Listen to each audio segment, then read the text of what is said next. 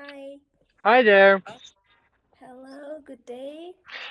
Good morning. You're at home, right? I'm at home. Yes, it's unfair. Mm. Where are you at? I'm actually sitting on a bench in a park, and yeah, because at home my brother was sleeping, my mother was sleeping, and it wasn't a very good situation. Oh yeah, Friday morning struggles. Sorry for often No, no, no, disturbing. it's fine by me. I actually like the mornings. Its vibe has some kind of energy that Yeah, I know. you feel And more that's powerful. one step closer to the whole bench conversation Yeah, idea. yeah, yeah, You're it's sitting on the actually bench. I'm not. yeah, So yeah, on the next step, hopefully, the other yeah. person will. I'm just trying on every video I'm just trying to make something a little different. I haven't achieved a fully formed system yet, but it's fine. It's it's been fun. Okay, I don't know what I'm going to ask, and first of all, sorry for my lack of skills in English speaking. I Yeah, I haven't know. I haven't spoken for a very long time, and I read a lot and I write a lot, but I don't speak a lot. So this is selfish of me Yeah, being it's fine. talking in English. So it's a way for me to improve my own skills. Um, okay, what is your favorite day of the week? My favorite day of the week. I actually thought about this. So this is not all natural because I saw one of the videos that you Ah, posted, and I was ah, kind of thinking about ah. some of the questions that you seem to be asking all of them. So I was thinking, I mean, each day, every week, it's different, but I suppose Tuesdays are a fixed day that I really like because of Candle Cup. Ah, yeah, I really like it too. That's the only day of the week that I actually bother myself to uh it's not traveling, it's commuting, but since it's a very long path for me, it looks like traveling. Yeah. Mm-hmm. Um, Tell me By the way, I about want to ask. So you know, one. go go go go I'm go. sorry. I talk a lot, and because I have speaking classes, I just have this tendency to fill in the silence. No, So like, that's perfect for me because I'm the opposite. I have to think before every sentence. What am I going to say? What am I going to ask next? That's the opposite. That it helps me. Go on. mhm. I want to ask, do you have any sort of ritual for the commute? Considering it's a long time, I noticed this in myself. I take public transport to university sometimes, and then sometimes I get a cab. And then a few months ago, I was thinking that when I take the public transport, it takes double the amount, but I'm much more productive because I'm used to like listening to podcasts or reading or doing things in public transport. But in the cab, even though I'm not the one driving, I don't know. I don't do anything. I just look out the window. So I actually like, so when I take public transport, even though it's a long time, it's like 2 hours, or you said it takes you 4 hours, it would be like a productive 4 hours for me. I would do flashcards, I would read, I would plan the week, like a whole bunch of things you can do sitting down. So how's it for you? Do you take public transport? Yeah, for me it actually has multiple parts. I have to take a cab and the metro and the third part, and I have to switch my line in metro, and then I have to take the bus. So I experience all the three forms. But about the rituals, let me think. Um, I listen to music a lot, and I don't know if it's not a ritual, but um,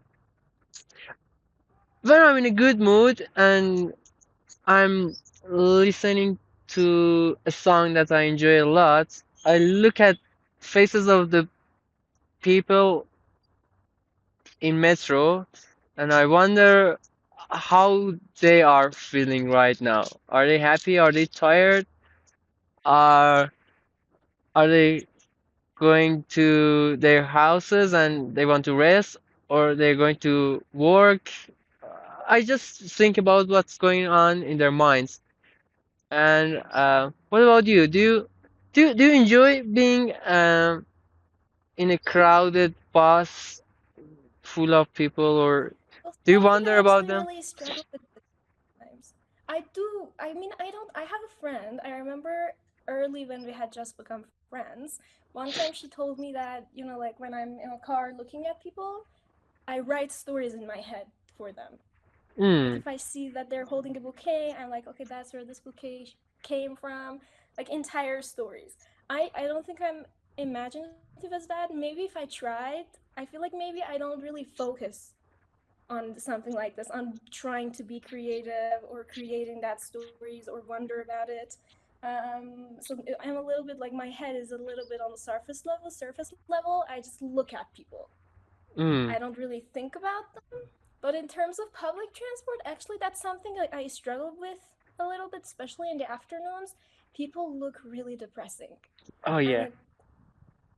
yeah, so I don't let. I mean, I don't know. I use public transport a lot, but I frequently have life crisis when I'm in that situation. It just makes me so sad that this Mm, is where I live. I don't know. Sometimes I get really upset, and sometimes nice things happen. I do have to give it that.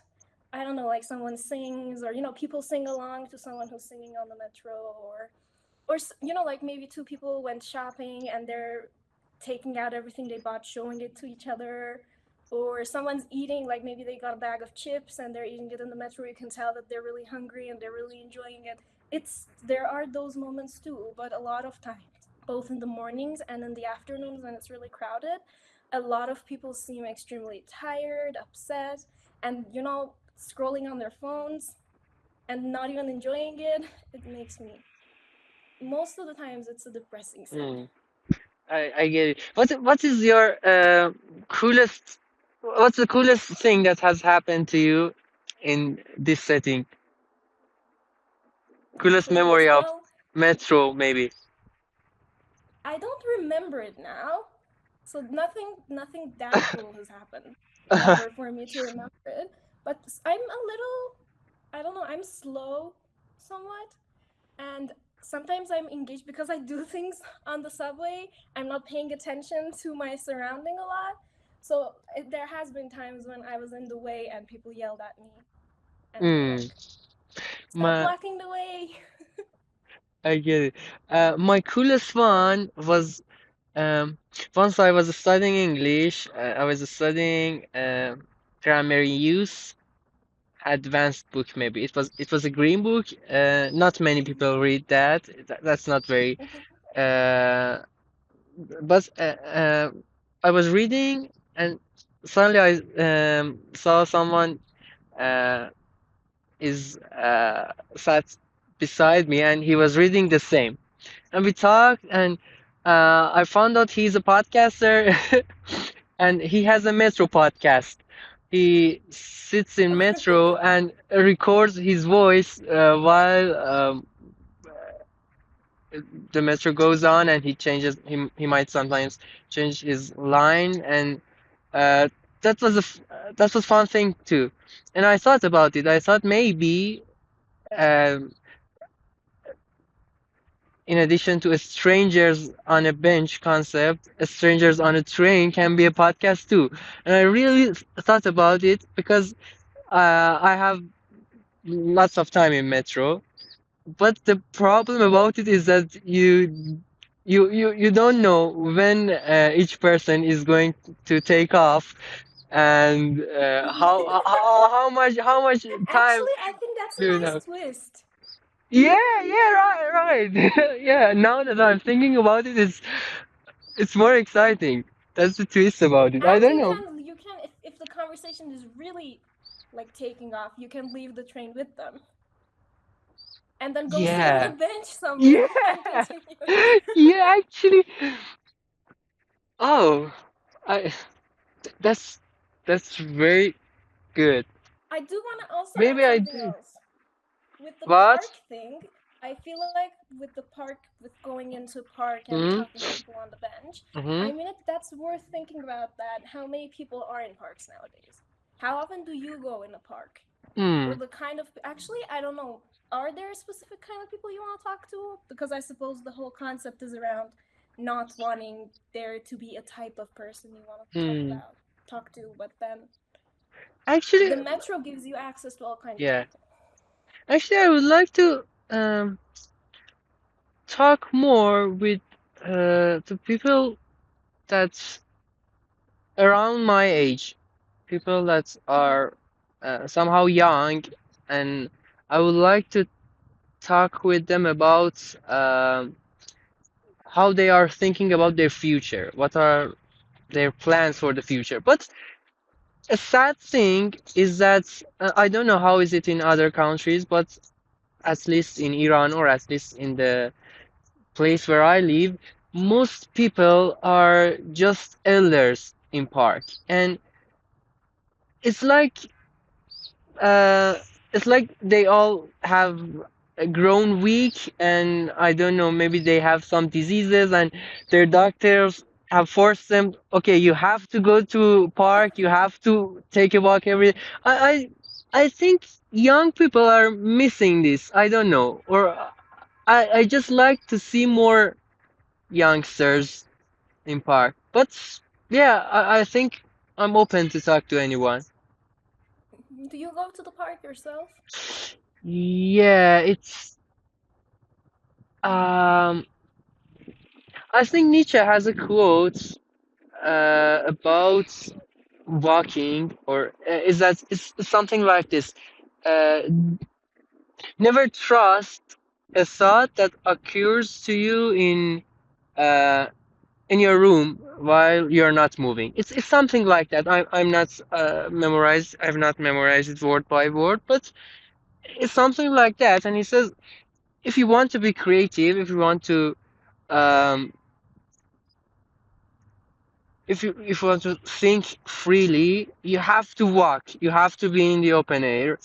And whenever we have this park around near our house, it's a 5 minute walk. And whenever I'm down or I need to solve a problem, I need to be creative. I need to just forget a few minutes. I come to here and I walk around the park and I listen to some music, and yeah, that's kind of a ritual for me, and it really helps. Yeah, it really helps. I come here a lot.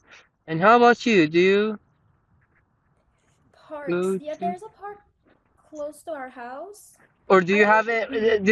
these kinds of rituals for yourself that help you when you're in not a When good I'm mood? overwhelmed. Yeah. When I'm anxious, I sometimes okay. I dance. That helps. You know, in I Oh, do believe that moving your body really helps when you're I don't know, when you're anxious, when your emotions feel like they're taking over you, things like that. Not necessarily when I'm solving a problem. By the way, we don't solve problems in med school. I don't have those moments. I really rarely have moments where I'm actually stuck on a problem trying to find the answer. It's just read, read, read. So, but if I'm, for example, overwhelmed from the load of the things that I have to study and I'm panicking because my exam is closed or something, I dance. And also, like when you're angry, I've had a few experiences where I was really angry or I was really hopeless or I don't know, in a really, I felt stuck. I didn't know what to do. Like something was happening in my life that was making me feel really stuck, and going on a walk really helped. It's interesting. The problem doesn't change, but yeah, your approach to it completely changes. yeah, that's so cool. You finished middle school? No, I'm No, not yet. fifth year. You have 3 more years, right? I have, yes, 2.5, I think. 2 years actually now. 2 years. After Is this semester. it when you're trying to solve a problem in middle school? Is it like series like House? Have you watched House I series? haven't watched. I watched 1 or 2 episodes, but it's Oh, not so like that at all. it's not like, No. oh, I mean, maybe as a no, even as a doctor, it doesn't look like that. oh, okay. I mean, I don't know. I have, It just feels more natural than other series. I don't know. I haven't watched lots of medical. yeah, it's like related series. complicated patients. Mostly Yeah, it's everyday patients that like yeah. outpatient with the flu, anemia, Do you enjoy thyroid it? problems. Do you enjoy it? I like medicine. You know what got me into medicine? The idea as an 18-year-old when I was trying to choose what to do with my life, the idea that put me in med school was that while I was doing research about whether I should go into it or not, and one thing that everyone was talking about was like you have to study a lot, and that sounded so interesting to me because back then, like ever since 10th grade or something, I just took a huge interest in studying. I loved the act of studying, and the idea of going into a major that for the rest of your life you have to study literally, it just sounded so interesting to me. And I suppose I don't study as much nowadays, but I still enjoy it the way I used to back then. And I still get excited at the thought of, like, I don't dread the fact that if I continue med school, I'm going to have to study for the rest of my life. I do like studying itself. But I don't know. I mean, I was 18. There was a lot of things I hadn't considered, and as I'm getting older, I'm always I've been filled with doubt since the first semester, and then but then I was like, even nowadays, like I don't feel like I can't drop out, even though I would have to have a really long conversation with my parents. I'm not sure how well they would take it if I dropped out, but I do give myself the option to drop out if you feel like this is not something that you want to be doing. And then even though I'm doubtful about it, but then every semester for the past 10 semester I was like I do want to continue, and then it's still the same. I don't want to drop out. I don't feel like I want to drop out. I'm not sure I want to work in clinics. And then sometimes, so it's I can't quite decide. Sometimes I think I do want to work as a doctor. Sometimes I think I don't. There are some I don't know. And then I don't know, maybe, and then when I'm puzzled with these questions, I think that maybe I don't have to decide right now, and I really don't. Maybe I can just finish med school and then go to my 2 years of obligatory internship and see where it takes me. See how I like that. I'm like, see if I like being a doctor, if I can handle being in the system. Mm. One thing that was actually my friend last night told me this. She had gone to a hospital and she was saying that she was treated really badly. And then she was saying that one thing that came to my mind was that it feels good to be a good person in a bad system. But I Uh, mean, maybe that's an idealized thought, because maybe the system is gonna ruin you too, most likely. Or how difficult it is to try to stay good. Like, be nice to people. That's something that's lacking in the healthcare system. People are not really nice. I don't know, it's a mess. But then I kind of feel excited at the thought of being good in that mess, but then I'm not sure I'd be able to pull it off. And like I'm scared of it's having a really really hard. difficult time. Hmm. It's going to be real hard, but it's also Yeah, something meaningful. Something that because gives you I think purpose a lot of in people that have. system. Yeah, it will be something meaningful, exactly, and I thrive for meaning. It like yeah, I think that would if I don't know if you've had this experience or not. I'm a really hopeful person. And from a young age, I kept being told that, I'm going to get disappointed. They were like, after this, for example, if you take this project, you're going to be disappointed. If you do this, you're going to get disappointed. It's like, and then I still have that hope. I still think I have that optimism that I've been laughed at for years. And then every time I want to do something hard or go into a new place or every time I have this idealized version of something in my head and I'm talking about it, people are like, it's not going to happen like that, you're going to get disappointed. And then I think I've been able to, so far I think I've been able to kind of pull it off, and I've been able to be optimistic and to keep that optimism despite the harsh circumstances. And so there's like a little flicker of hope that maybe the system won't be able to break me, but there's also the very real possibility that it will. But I'm like, I'll see what happens. Yeah, I I kind of have the same feeling as a teacher. in education system. You know, I'm half of my time I'm a programmer and the other half I'm a teacher, and the exact same thing goes with teaching. We have a very bad system that it breaks you really. Uh, there are very few people that actually care about the students, and uh, actually the income of teachers is not very good too. So at some levels, it's natural for them to not to care. I don't know. I'm not sure. I'm not sure if it's an excuse or not. I'm just thinking out loud. But yeah, if you're trying to spend a lot of energy, uh, you you kind of get disappointed of, am I going the right way? Am I spending my time in the right way? Because nobody cares. And yeah, I think I get it. But I'm not as optimist of you. I don't know. I'm a little more pessimist, but I'm trying to keep going. Yeah, we all But are. I like it. You know when you spend a lot of time to I don't know, to create a video for a student, or for example, when the schools are closed because of air pollution or something, you spend lots of time to write some material for them or create a video. And when there are few ones that actually um Hit. appreciate your efforts, and you feel that they are learning something useful, that's the kind of relief, that's the enjoy of teaching that you get. That has its part too. Yeah. Um, do you think different in English?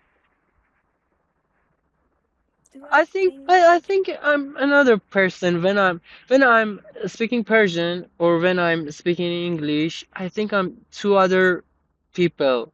You know, I don't know how to describe it, but it's like my mind has been wired in different in two different ways. Like when I'm talking in Persian, I'm Iranian, I'm bound to this culture. But when I'm in speaking English, I'm also thinking English. When all the movies and series in English comes to my mind, the character of English people come and go into my mind. How is it for you? well, I can't. This is actually one of the questions I always ask in the first, like the first session of speaking class I have with everyone. The default topic is language learning, and one of the questions I ask is this: do you think that you have different personalities in English versus Persian? And how are they? And how does well, I think one thing is your experience of learning that language. As you mentioned, if you learned English with TV shows, maybe it's kind of tied to the kind of characters you saw in that TV show or the themes that you saw in that TV show. But I think another part of it comes down to the structure of the language itself. I think each language in its own has some qualities that makes it be different from the others and then makes you as the speaker become a different person with that structure. So one example I always bring is with how we have to and shoma, and in English we only have you, and then it makes respecting other people kind of not as big a deal as it is in Persian. So you feel more comfortable when you're communicating with people in English. Maybe with older people you feel more comfortable talking, and I would think that maybe perhaps criticizing them comes easier too because you feel that you don't feel that wall between you, which partially maybe language can create. And when I'm thinking in English, I not necessarily thinking, but one thing I've had an experience of there was a mismatch between my Persian and English was that I started journaling. I think you know that I journal a lot. I Yeah. have a notebook. I write a lot, For how and long have when you I been started doing journaling, that? not all. I had a diary when I was in second grade, Oh. But journaling like this, okay, I think I started probably seventh grade maybe. Seventh And then grade. it changed forms. I can't say it was like this, but from then on, I've had notebooks and I've been writing. But taking my journal out with me, I think it was since 17 that Mm. I had a notebook and I was taking it out. But I started off initially, I started off writing in English, and back when I started doing it in English, my English wasn't that good. So I would just make up structures and words. They basically, the things I wrote didn't make any sense because half of it was made up. But I wrote in English because I felt safer that way. I didn't want anyone to read them. And then and then it sort of kept going on as my English got better and I started writing about more important things. I still kept writing in English. And then at some point, a few years ago, I realized that I don't even know how to express my feelings in Persian. It feels very awkward for me to talk Oh. with Persian words about how I feel. And it comes a lot more naturally to do it in English. It felt awkward to say, مثلا من استراب دارم, things like this. I don't know, it was very uncomfortable. And then I was like, I want to do it in Persian. And then I started trying actively to write about my feelings in Persian. And it felt so much more exposing and real when I was doing it in Persian. And it was really uncomfortable initially. But then as I kept doing it, I got used to it. And I think nowadays, a lot of times I kind of switch between them, but I can when I'm feeling something really deeply, when it's a really raw feeling, I write it in Persian, and it's hard for me to do that because it's more exposing. And then, but once it's done, I don't know, it feels more real. And so even when I'm talking to people, when I want to say something that I really mean or something that's very, again, like raw emotions, I tend to go for Persian because it feels more exposing, it feels closer to my heart, and it's harder for me to do. It's scary. And I think that's, again, a universal experience. I think we all switch language to our second language maybe when we want to talk Mm. about vulnerabilities and Yeah. more Yeah. emotional things. Actually, I write. I have my set of journaling too. I create a file for every week of my life, and actually, I'm at week 100. No, 1888 maybe. I'm not sure. I forgot it. But yeah, I do it in English too, and I think I have started writing in English because of two reasons. One, I wanted to practice, I wanted to learn, because everything I've learned so far is by doing just these random activities. I haven't gone to academic class, but and the second reason is exact thing you said, exposure. When you're writing in English and I don't know, for example, your brother comes to your room and takes a glance at your, I don't know, your paper or your screen that you're typing, uh, you feel more safe if less people understand it, if less people see it. Yeah, that's gives you a safer feeling. I get it. And then actually, it's this is a lot of trouble. I also talk to myself a lot. I play scenarios in my head. That's just how it is. Like throughout the day, random things come to my mind, and I kind of start suddenly role playing. It's automatic by now. And then I do it in English. So suddenly, like in the middle of the living room, I'm talking to myself about this. And my brother's 12 years old, and he's into gaming and streamers and things like that. And unfortunately, his English is good now. His English is really good now, and I can't do that anymore. And I don't know any other language that he doesn't know. You So don't I feel feel like that safe, right is right? taken away from me. Come Uh, again? you don't think you don't feel safe right now. I You're more don't. And he exposed. he actually mocks me too. Not only does he understand that I'm saying these things, a lot of times he's like, "You're nuts. What the hell are you saying?"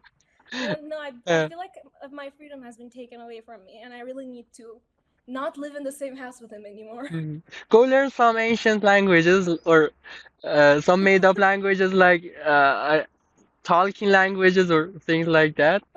The fun thing is that Yeah. they are.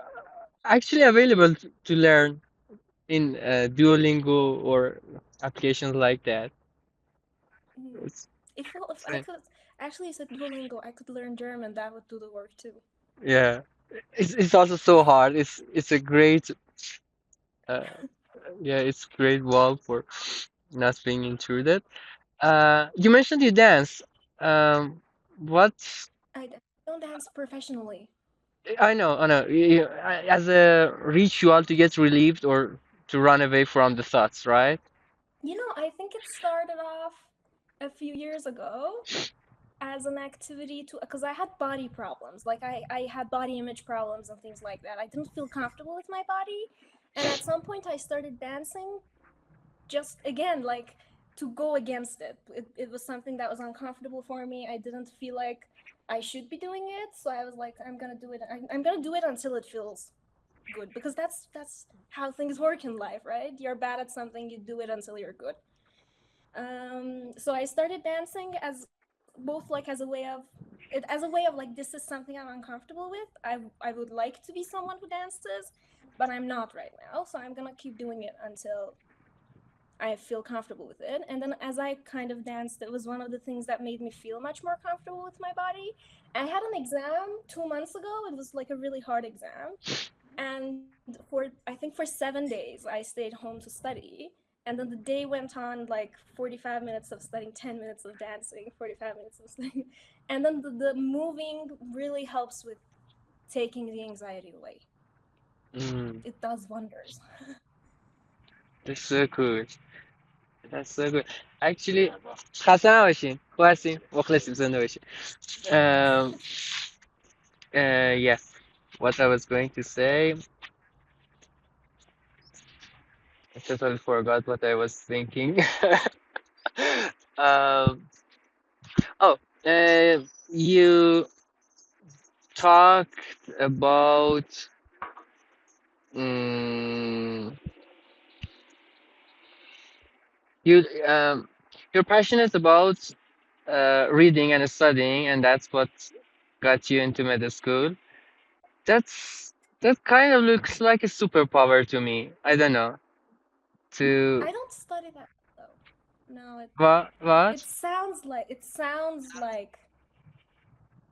I sound like I study a lot because I like it. I don't actually do it a lot. Ah, but I was going to ask you what are kind of uh I think every superpower is it can be a superpower and a super weakness. Something that I think maybe there's a word for it, hamartia or something like that. Something that um, weakens the main hero of the story. But what kind of superpower do you think you have that is also a curse for you? Do you have something like that?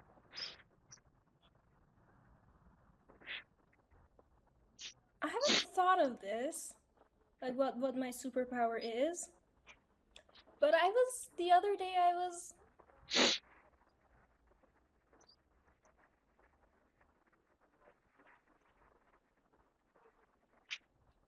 I think yeah, I was thinking that a lot of the things actually I kind of look at it the other way around. So something that is hurting you right now, a quality that you have that seems to be hurting you somehow, and you're like, I wish I wasn't like this. I feel like a lot of times those qualities are things that they're just neutral qualities and they're harming you because you don't know how to deal with them. And if you learn how to tame those qualities, they would become your superpowers instead of being something that harms you and that you want to get rid of. One part of it is I don't know, I suppose being really in tune with people, like being like I'm very sensitive about how people are toward me, and I that the way that it's harmed me in the past is that perhaps I overthink it. So like with the slightest thing, I feel like maybe they're angry at me. They don't want to be friends with me anymore. But then once you kind of tame that, it becomes an ability that helps you read people really well. And then with that, you can so like once you are able to transform it into a superpower, I think it can help you maybe somehow. It can help you control people, not in a like bad way, but because you learn things from, like, you understand things from them that maybe they don't quite understand yet that well. And it's a power to see through people somehow. And then with that knowledge you can manipulate the situation. No, I'm using really bad words. No, no, I No, get but I'm it. saying like manipulate the space between you in a way Some that like bad, evil influences. villain person of a movie series. Okay, go on. Yeah, I feel like it helps you sort of manipulate the situation in a way that helps that Mm. person and you and the relationship, Uh, something like that. uh, do you judge yourself in third person view? For example, do you mm, go into their minds a lot and I don't know, think about how they feel about me, how they think about me? Does it bother you? Do you? Because I have this a Yeah, lot. I try to Because get. for example, I'm sitting here in a bench and uh, somebody, for example, somebody random, somebody a stranger walks past me, and some part of my brain is just thinking, what are they thinking about me right now? Am I looking, because for example I'm speaking English, do I look um arrogant to them? Do I look someone smart to them? Do because I judge myself a lot in imaginary third person views. Do you have something like this, or you're free I of? think I think about I think about what are they thinking about me. I try to guess. Um, but so what happened? The thing is, okay, so what happens if they do? Mm, How does that bother you? I want to ask because I feel like it's natural that it comes to your head. I think that's the way our brain works, and that's not natural to everyone. But mm, for me, I feel like you're gonna think. Of course, you're gonna be curious about what people think about you, and I'm trying to kind of accept it's an ongoing process. I haven't figured it out, done mm, and all, but I feel like um, I'm trying to accept that you can't know, because one thing that helps in a lot of things, like a mind experience that helps, a mind experiment that helps with a lot of things, is to kind of switch the view. So for example, I'm thinking about how other people think about me. Put yourself in someone else's position and then look at, so I was like, can I reliably predict what people think about me mm, based on, for example, the data that I have? Can I know that, okay, this person hates me, this person likes me? No and all, guess it. And then I was like, imagine someone that you like. So imagine you're someone that you like. Can they tell if you like them based on the signs that you've shown them? Like, are you yourself, you know? And then you're like, nah, no, I mm, cannot. I don't give my, like, it wouldn't, it doesn't show. If I admire someone from afar, if I was that person, they wouldn't know that I admire them. So maybe there is someone who admires me and I have no idea. Or if I hate someone, will they be able to tell that I hate them? How do I show it? Or if I did this thing myself, would this mean that I hate this person? It wouldn't. So that really mm, helps. And in every situation, instead of experiencing it from your own body, putting yourself in someone else's body and then being the other side of the relationship and then seeing how that goes. That's something that helps me. mm. Great. But I do want to ask, so how does it, because say that they do think you're arrogant, like some of the people who are moving, because the people who admire you, that's a good thing, it would make you feel good that they think that you're smart or that your English is good or whatever. The ones that are problematic are the ones that think you're arrogant, and then you take the natural trace that, okay, if they think I'm arrogant, maybe I shouldn't be doing this in public, is it okay? And then you would not be doing that. And then some other people, like some people are gonna think that, okay, you're not arrogant, some other people are gonna think that you're a coward for not being able to Oh. show your skill in the park, Yeah. you know? So whatever you do, there's gonna be a positive point and a negative point. People are gonna judge you for it all the time, like no matter what you do. Yeah, you're right. You're And absolutely then right. that thing helps too. This really helps to think that there's this. I think there's this saying that goes, "How do you expect everyone to like you? Even you yourself don't like everyone." And I don't like a lot of people. So considering that, I'm like, yeah, it's perfectly fine if a lot of people don't like me. Yeah, that's perfectly sensible and logical. Yeah. But logical doesn't fix, like, a lot of times these things, these little mental traps don't really go away with sensible. Mm, I get it. Okay. For how long? It's been 40 minutes. Uh, I won't bother you more. For the last question, what is going to be next for you?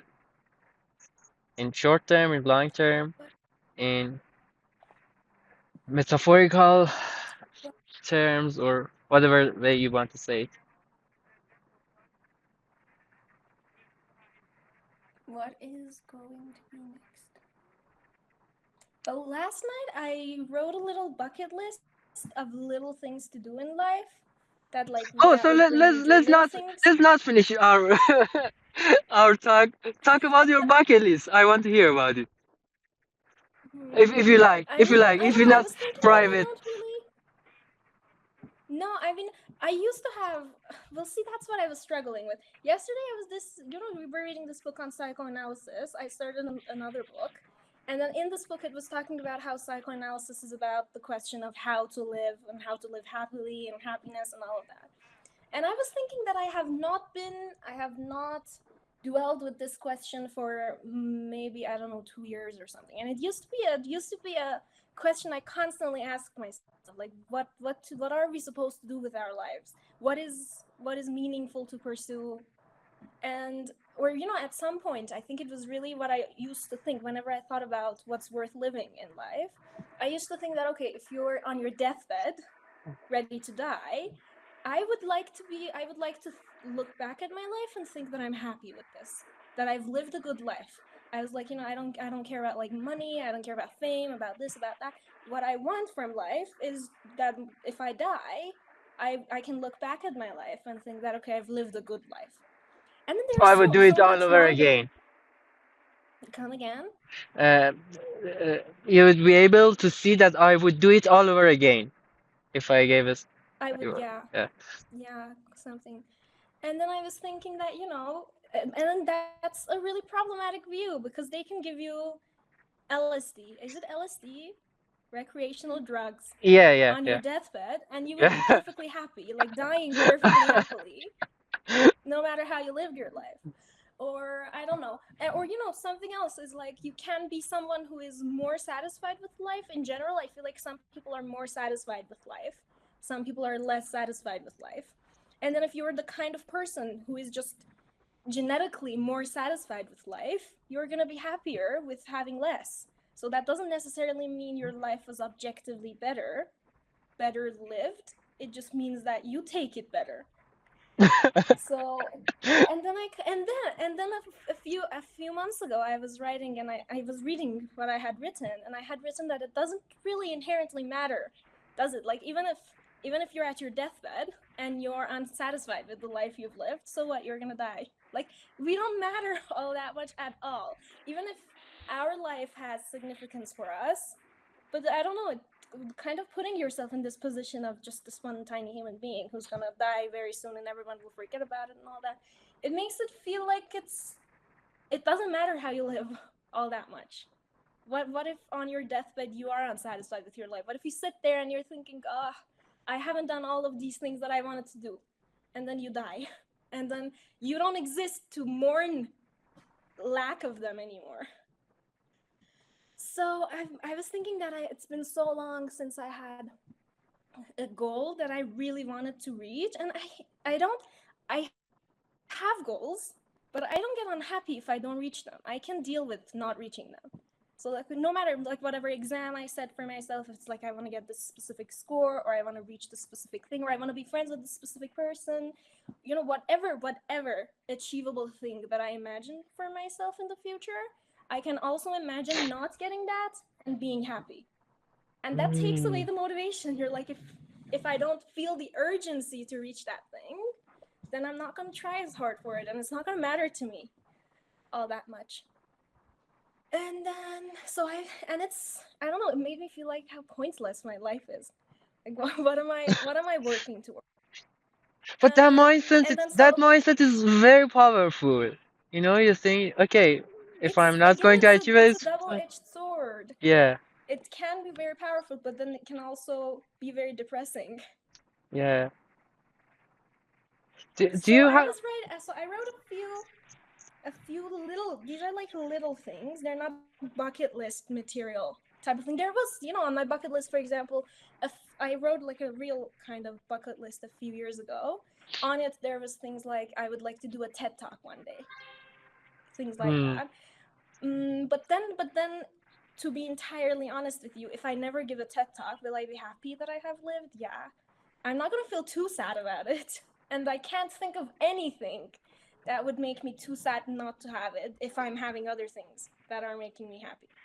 Or something else is I really want to hike Damavand, but then again here, You when want I to do what? hike Damavand, do they call it? Do they call Oh, it oh yeah, yeah. hiking? Like Down one go mountain. to the top of Damavand? Yeah, Yeah, I took a liking to hiking recently, so that's like it's a milestone. It's something specific that I can say that I want because I like the general idea. Like I like hiking. I would like to hike more, but to say that I want to hike Mount Dalaman, that's a specific goal, smart goal. You know how they say Hmm. you have to set a smart goal.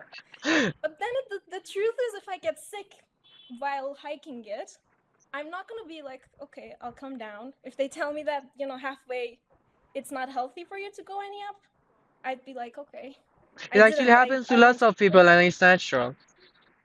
Yeah, exactly. And the thing is, I wouldn't mind it. It's not like if I don't reach the top, I haven't made the achievement. So I'm gonna work through the pain and make it to the top anyway. Yeah, I actually think that I had lots of these goals and milestones for myself. I want to do this, I want to do that. But